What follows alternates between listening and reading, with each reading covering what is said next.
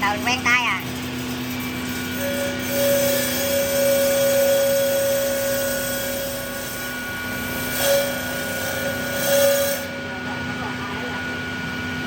Không có bao tay, máy này chắc phải có bao tay. Đây. Quá đẹp luôn. Quá đẹp. Hết luôn.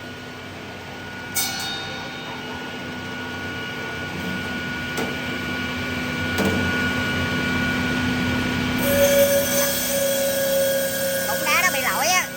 Cục đá bị lỗi đúng ra là mình phải quay lại. Nhưng mà lỡ